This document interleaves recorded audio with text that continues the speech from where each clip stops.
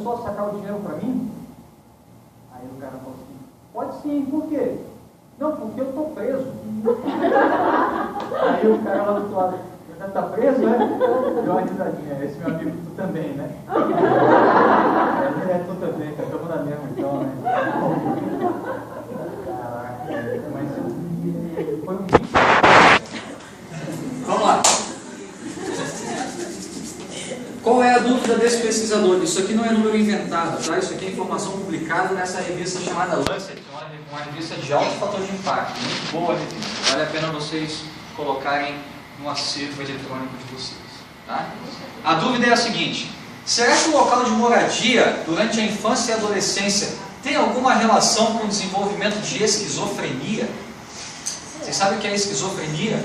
Sim. É uma doença Mental, né? Da cabeça aí, né? Tem muita gente que tem, a gente nem sabe que tem. A gente só descobre depois que essa pessoa fuzila meio mundo, né?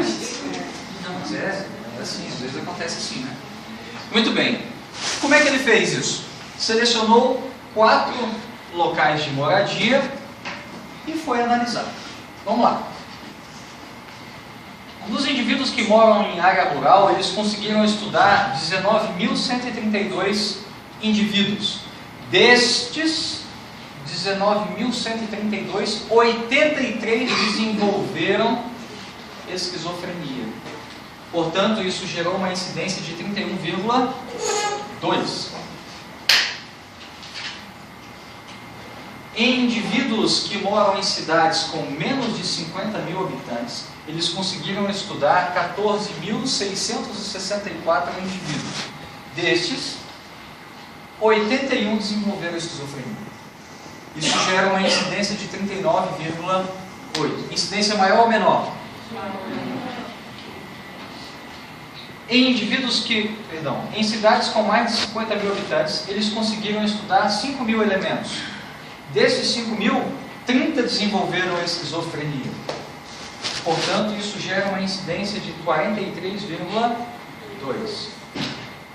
E cidades grandes, eles conseguiram estudar 10.685 indivíduos, dos quais 74 desenvolveram esquizofrenia, o que gera uma incidência de 51,4. Moral da história: com as informações que esses autores obtiveram, a conclusão é: quanto maior a cidade, maior a chance de desenvolver esquizofrenia, ou maior é o número de casos novos de esquizofrenia que vão surgir. Portanto, se você tiver que morar em algum lugar, você vai preferir morar onde?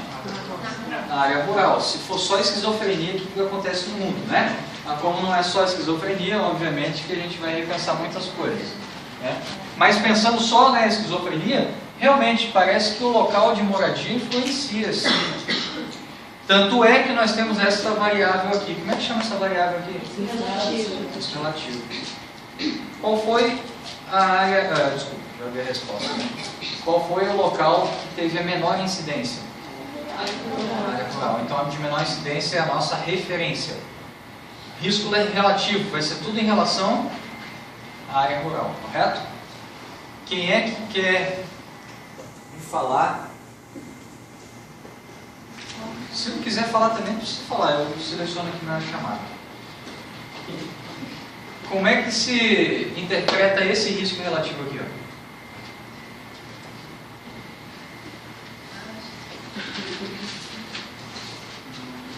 Sempre tive vontade de fazer isso. Nunca tive a chance. Que é S24?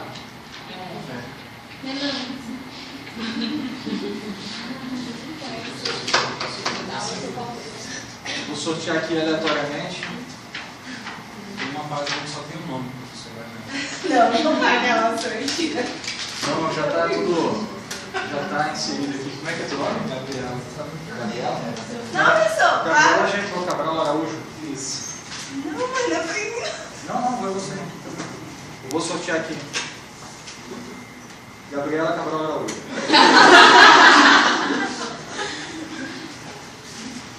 Quer arriscar? Valendo um pontinho? Cara, bom. Sabe, não. Tá? Qual é a interpretação disso aqui? Sem advogados.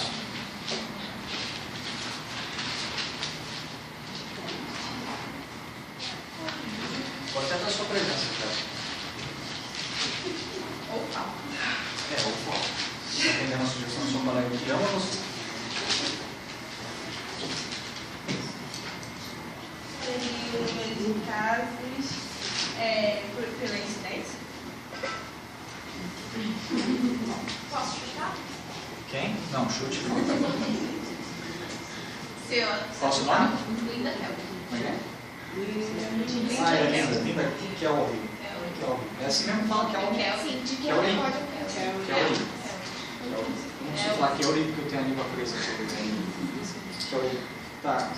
Linda Kelly Alves Costa. 1,38% dos entrevistados possuem esse Não. Não, o risco relativo ao desfecho. Vou dar a sua presença. Não é? É o risco Pessoal, pelo amor de Deus, prestem atenção. Risco relativo quer dizer que quem mora em cidade grande tem 1,38 vezes mais chance de desenvolver esquizofrenia do que aqueles que moram em área rural. Ok?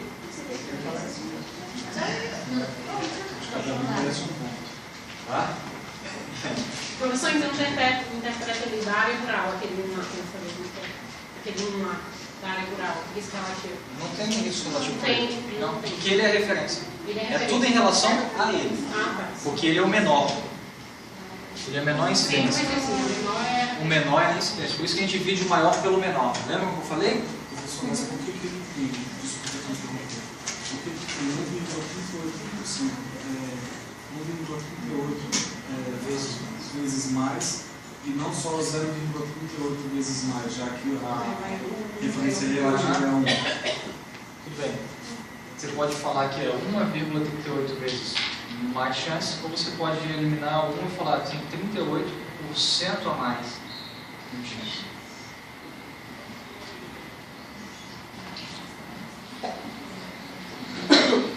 E aí? E aí o que, né?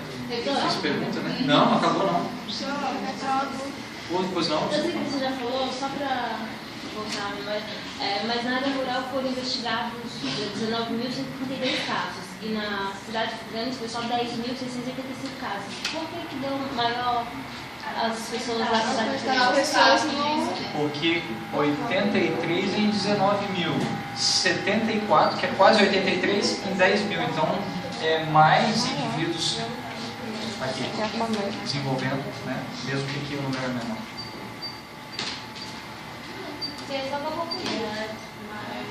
É só dividir esse por esse e esse por esse. Aí você vai ver que vai dar... você tem que multiplicar por 1000 no final, né? Porque aqui a incidência tem que ter 1,2 por 1000, não por cento. Adriana Sousa? É Sousa que fala? É espanhol? Caraca, o espanhol tá apagado, né? Amanda Barros? Cadê? Ana Caroline? Vou pausar. Eu estou atrapalhando sua gravação. Não, desculpa. Ana Caroline está aí? Não. André Araújo? Beatriz? Benedita? Presente. Caroline Costa? Presente. Cleide? Presente. Cíntia? Presente. Daiane? Presente. Diana Maia? Ileuza? Flávia? Gessilene? Aissa? Presente. Aissa, né? Ingrid? Ilene? Jaqueline? Portanto, se é analítico, parte da premissa de que é possível haver comparação. Se é observacional, porque não há intervenção provocada pelo pesquisador. Estudo tipo caso controle investiga sempre a relação do caso com a sua exposição. Caso é o indivíduo que tem a doença.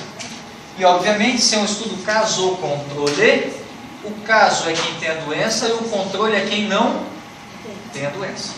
Então, quando você vai fazer um estudo do tipo caso-controle, se nós formos fazer a mesma relação, estabelecer a mesma relação de tabagismo com câncer de pulmão, ao invés de eu selecionar na população quem é tabagista, eu vou selecionar quem tem câncer de pulmão.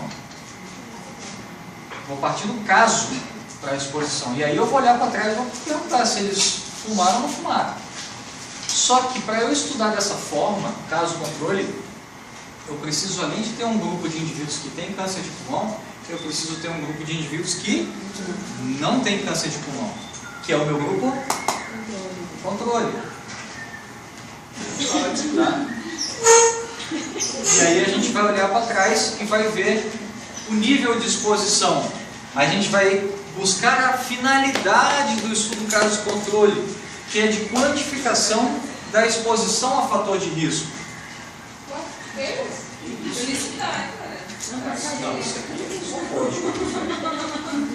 Vamos falar esse caminho aqui agora.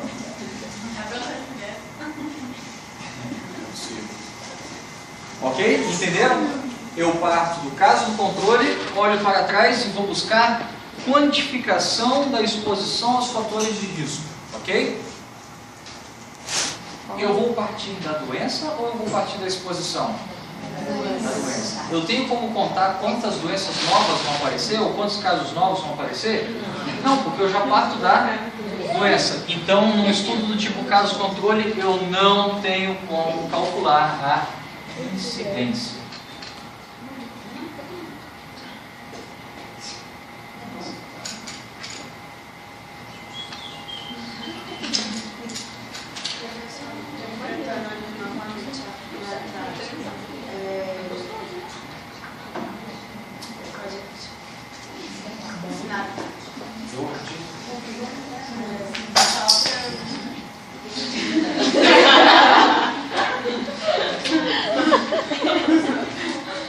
A finalidade é você pegar o grupo de indivíduos que tem a doença, que é o caso, e o grupo de indivíduos que não tem a doença, que é o controle.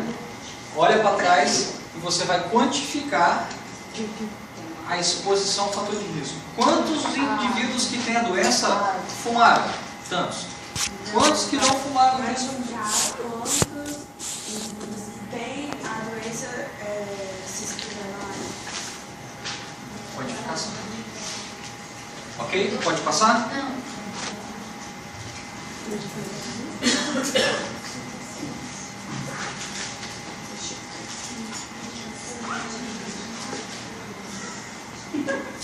Professor, fala de novo isso.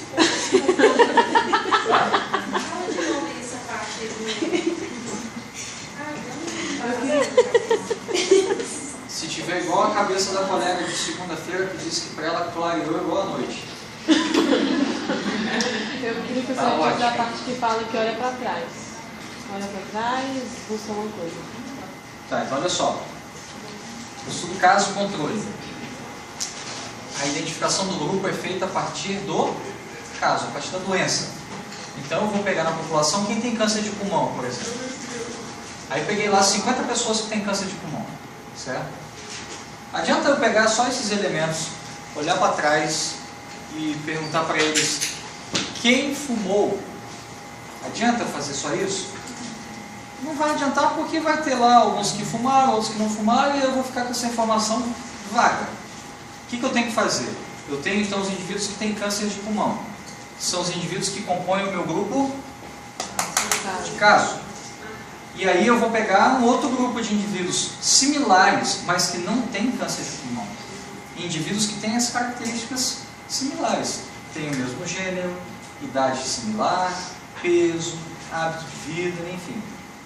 E aí eu tenho um grupo de indivíduos que têm câncer e indivíduos que não têm câncer. Olhe para trás. Aí você olha para trás e aí você vai quantificar daqueles que têm câncer, quantos fumaram? E dos que não têm câncer, quantos fumaram? Aí sim vai fazer sentido a informação. Você vai conseguir estabelecer a seguinte relação: quem fuma tem mais ou menos câncer? Tá? Por isso que a finalidade é quantificar.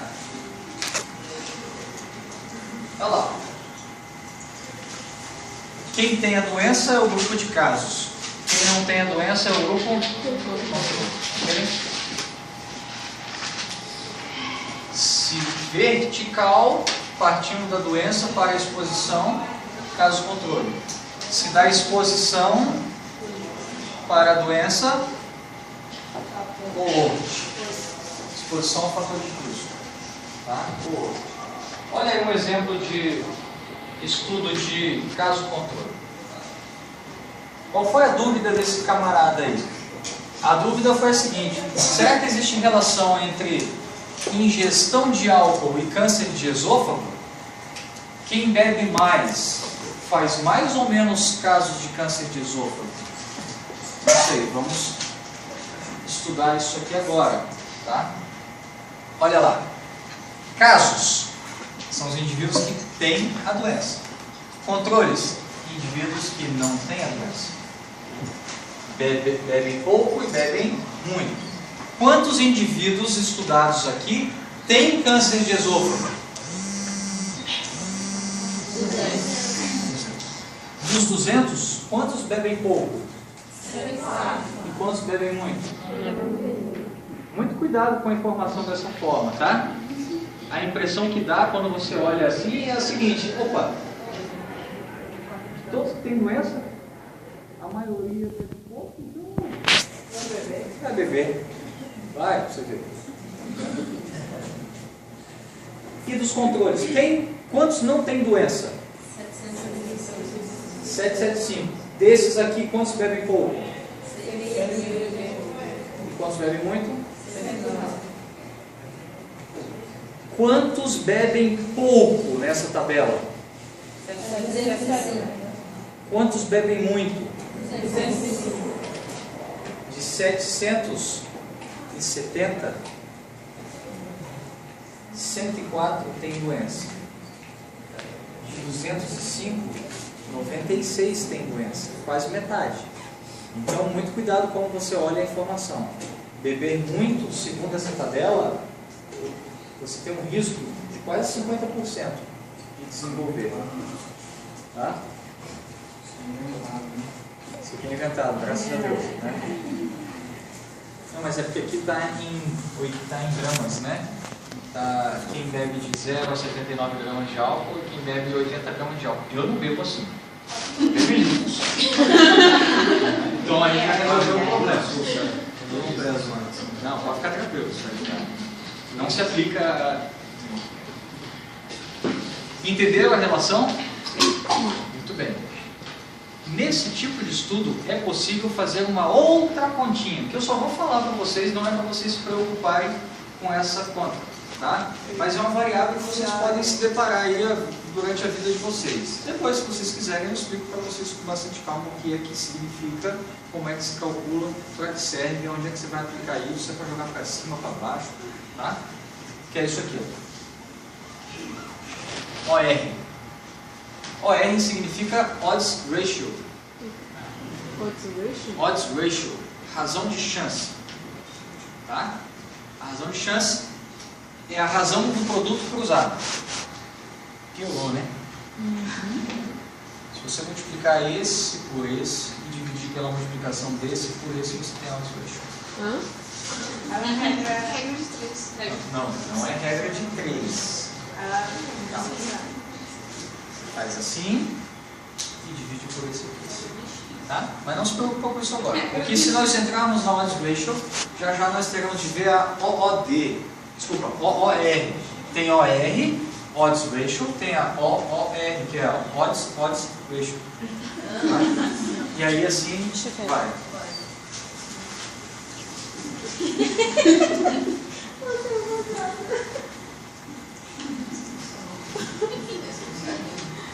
Isso é doido, né?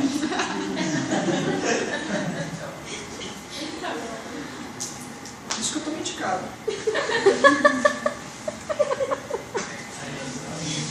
Vamos lá. Estou rindo, né? Não é fácil. Você é doido. Vamos lá, pessoal. Em que situações nós temos aqui boas aplicações de estudos do tipo caso-controle? Para fazer investigação de etiologia. Que é etiologia? Que é etiologia? Está fazendo as pessoas chorarem. Não estou fazendo nada. Nem começou o show ainda. Daqui a pouco a gente vai fazer um destaque. Chora não. Tá bem? Você tá contagiando, né? O que é etiologia? É a origem. Oi? Etiologia, estudo da causa. Tá? Então, com o estudo caso-controle, a gente consegue fazer investigação de causa. Assim como a gente consegue fazer estudo de eficácia vacinal, assim como a gente consegue fazer rastreamento ou o famoso screening, tá? Ou investigação de tratamentos. Tá? A gente consegue fazer isso tudo por meio de estudos do tipo caso-controle. Tá? Vamos às vantagens. Pode passar? As vantagens dos estudos caso-controle são diferentes das vantagens do estudo de coorte. Tá? Enquanto no estudo de coorte era possível estudar muitas doenças, porque você parte da exposição, agora você tem a possibilidade de estudar vários fatores de risco, porque você parte da doença e vai em busca dos fatores de risco, da exposição a eles. Ok? No estudo de coorte você conseguia estudar exposição rara, porque você parte da exposição. Aqui, como a gente parte da doença, é possível estudar doença rara. Tá? Geralmente, não é sempre, mas geralmente você consegue realizar o seu estudo com um número pequeno de indivíduos. Como seria o estudo de doenças raras no caso controle? Desculpa? Como seria o estudo de doenças raras no caso controle? Tá, vamos lá. Posso te dar essa resposta no próximo slide? Porque tem uma desvantagem que é fácil de explicar essa tua pergunta por meio da desvantagem. Tá? Vou ficar tranquilo, não vou esquecer não. O fato de ser um estudo que você parte do presente para o passado, tá, costuma ser um bom argumento e até mesmo uma boa razão para a execução de forma rápida, porque é algo que já aconteceu, então é só você correr com o tempo. Já passou, já aconteceu, é só você realizar. Tá? E você também tem um custo mais baixo para a realização dessas investigações, também porque você já teve o evento acontecido no tempo. O estudo de coorte, ele vai acontecer ainda. Tá? O desfecho vai acontecer, então você tem tempo para frente. Pode demorar muito e pode gastar um dinheiro razoável. Pode passar? Então agora respondendo a pergunta da colega. Tá? Qual era a pergunta mesmo? Era do fundo, por que é possível estudar a doença rara, né? Muito bem.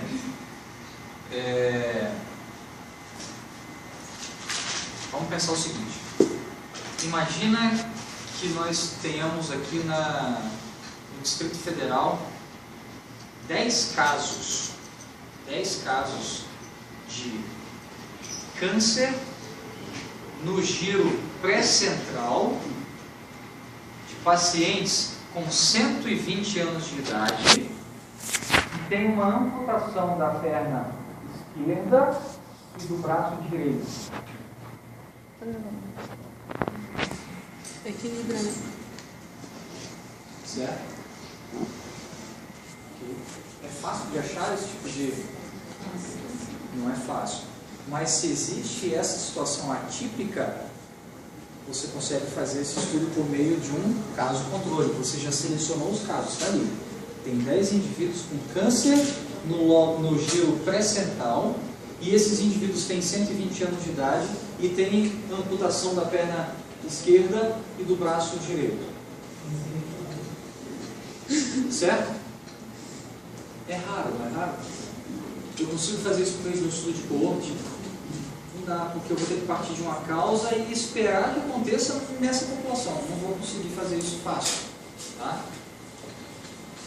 Isso aí torna também a seleção do grupo de controle algo muito difícil, porque se eu quero estudar o câncer no giro pré-central de indivíduos com 120 anos de idade, que não tem a perna esquerda e não tem o braço direito, como é que eu tenho que fazer o meu grupo de controle? Pegar indivíduos com 120 anos de idade, que não tem a perna esquerda e não tem o braço direito, e que não tem o câncer. É a única diferença, porque ele não tem a doença, mas as características devem ser similares. Então, selecionar o grupo controle passa a ser uma tarefa difícil. Às vezes você até tem lá indivíduos com 120 anos de idade, mas tem as duas pernas e os dois braços.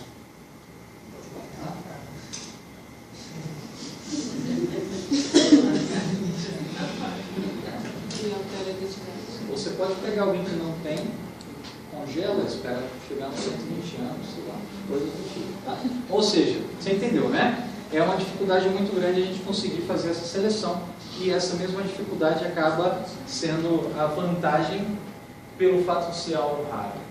Tá? Obviamente, que enquanto o estudo do tipo coorte tem vantagem para estudar exposições raras, aqui para nós agora é desvantagem estudar exposições raras, porque se eu parto da doença, como é que eu vou afunilar em uma exposição negativa? Eu vou aumentar o meu leque aqui de exposições, tá? E também como desvantagem, eu não consigo calcular nem a prevalência e nem a incidência, ok? Beleza? Dúvidas? Traumas? Anseios? Frustrações? Se livra disso. Vai dar tudo certo. Pois não.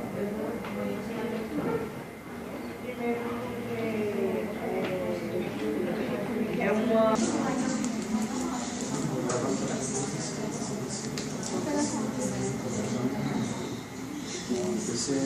Gente, não é nada.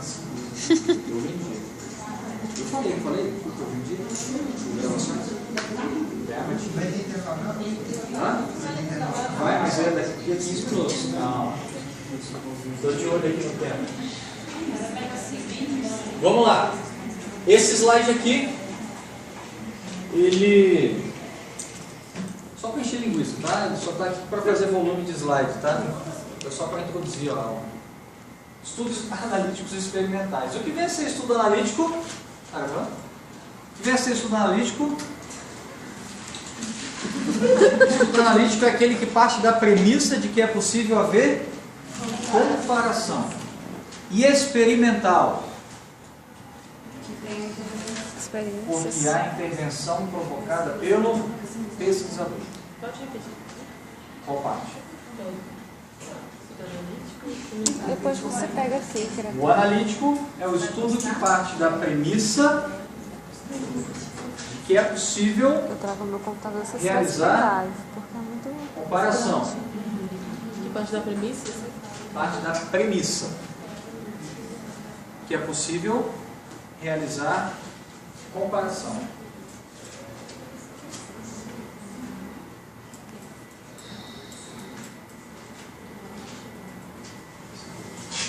Experimental. E experimental porque há intervenção provocada pelo pesquisador.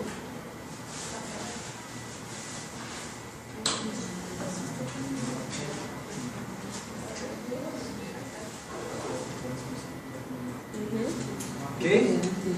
Se estudo experimental permite a intervenção do investigador, estudos experimentais também são conhecidos como estudos de intervenção. A intervenção pode ser feita com finalidade terapêutica, pode ser feita com finalidade preventiva, basicamente, tá? Nós temos outras possibilidades, tá? Mas geralmente nós veremos nessas duas situações. E estudos experimentais Tá?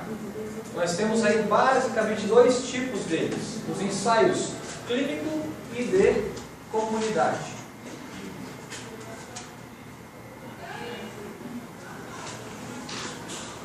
Beleza? Pode passar? Então, calma.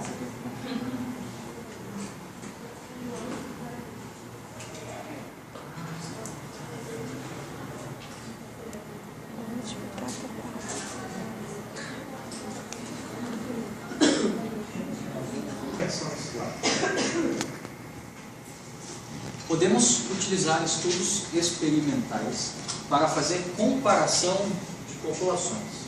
Posso comparar a população A com a população B. Vou produzir uma intervenção na população A, vou produzir uma outra intervenção na população B e vou comparar o resultado, certo? Quando você estiver diante de uma situação desse tipo, o que deve vir na sua mente é isso aqui: alocação aleatória. O que é algo aleatório? Melhor, quais são os dois, eu estou dando a dica, hein? Quais são os dois tipos de amostragem que nós temos? Isso. O alto padrão de conveniência e probabilística. Muito bem. Nota 10 para todo mundo. A amostragem probabilística, a gente ainda tem 4 tipos. Quais são eles? Jaqueline está querendo falar, vai. Você está... Não é simples.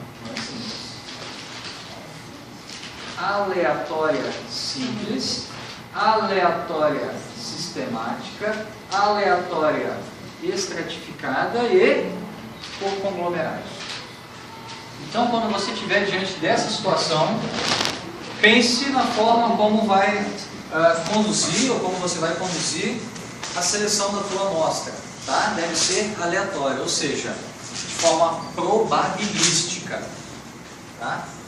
E mais, o grupo que vai receber a intervenção e o grupo que não vai receber a intervenção também será selecionado de forma aleatória. Quem é que diz que o grupo A que vai receber a intervenção e o grupo B não vai receber a intervenção? Sorteio, de forma aleatória. Tá? Aleatória simples, como você achar que é mais conveniente. Você pode fazer também um estudo experimental para comparar tratamentos. Né? Você trata 2 grupos e verifica qual deles teve o melhor resultado. Tá? Exemplo, aqui vocês são da turma de enfermagem, correto? Desculpem a minha ignorância, tá na área. Mas existem vários tipos de curativo, correto? Existe um muito famoso, Band-Aid. Band-Aid, né? Você chega lá, o Band-Aid geralmente é do tipo que existem 2 tipos de curativo, desculpa, 2 tipos de fita adesiva, não é? Só tem 2 tipos de fita no mercado, as que não grudam e as que não soltam, né? O Band-Aid geralmente é do tipo que não solta, né? Então você tem lá o Band-Aid convencional e você quer ficar milionário, você vai desenvolver um Band-Aid novo. O seu Band-Aid é bioabsorvível. O que você pode fazer? Pega 2 grupos, grupo A e grupo B. Elementos no grupo A e elementos no grupo B.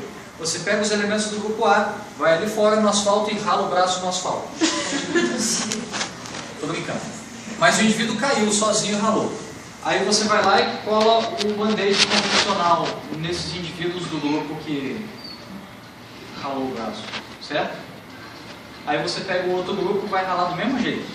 E aí nesse outro grupo você vai colar o Band-Aid bioabsorvível, que foi o que você inventou. Então os 2 grupos partiram do mesmo ponto.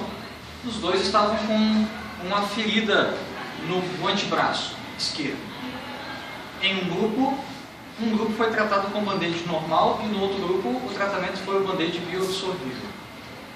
Ao final de uma semana, por exemplo, você vai lá avaliar a evolução do curativo da ferida. O grupo que recebeu o Band-Aid convencional não estava legal ainda. E quando você olhou o antebraço do grupo que recebeu o seu Band-Aid bioabsorvível, não tinha mais ferida, não tinha mais band-aid e já tinha pelo nascendo. O seu band-aid é melhor ou não é? Você está então comparando o tratamento.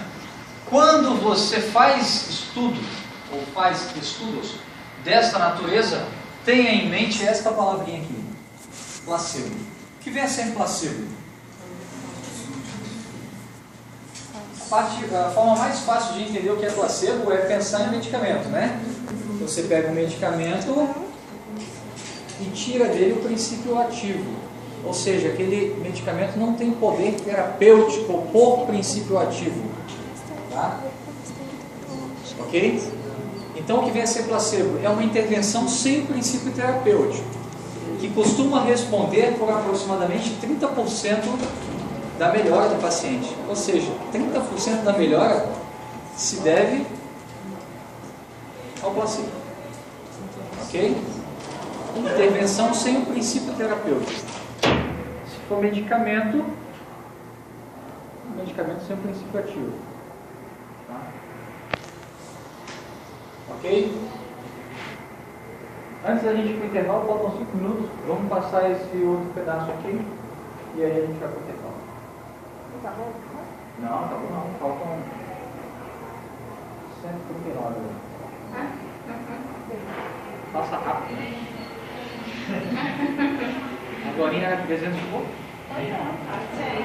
400. Vamos lá. Também podemos fazer estudos experimentais para avaliar, comparar avaliações.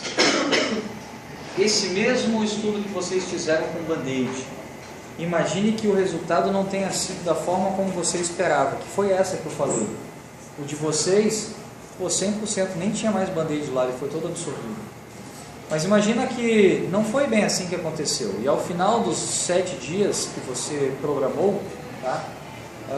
Você foi lá avaliar, e aí o antebraço daqueles que receberam o band-aid convencional estava lá ainda com a região toda hiperemiada, o band-aid estava lá em cima. Aí você fez lá a anotação: sangramento abundante. Aí você foi olhar o indivíduo que recebeu o band-aid bioabsorvível. Aí você olhou a ferida, estava escorrendo sangue. Aí você vai lá e anota: ferida seca. Teve algum procedimento errado aí? Qual foi o erro? A forma de Quem disse que a avaliação. avaliação é errada? Não é subjetivo? Não sou eu que estou avaliando? Não está omitindo fatos. Ele avaliou da forma que foi mais conveniente para ele, porque para ele é mais interessante mostrar que o band-aid que ele inventou é o melhor. Para não correr esse risco de ter tendenciosidade na avaliação, vocês devem pensar em cegamento. O que é cegar? E não saber quem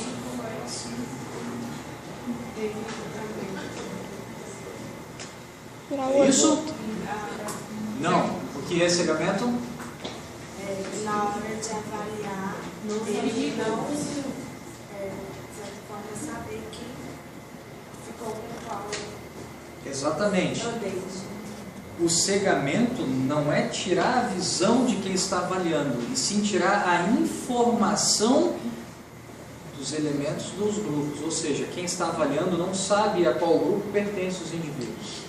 Então quem faz a avaliação não é o investigador, não é o pesquisador. Eu sou pesquisador, eu vou lá e treino uma pessoa. Você vai avaliar meus pacientes. Aí você vai avaliar assim. Você vai medir o tamanho da ferida, você vai olhar a cor da ferida e você vai ver a consistência lá da ferida. Aí ele vai fazer isso em todo mundo.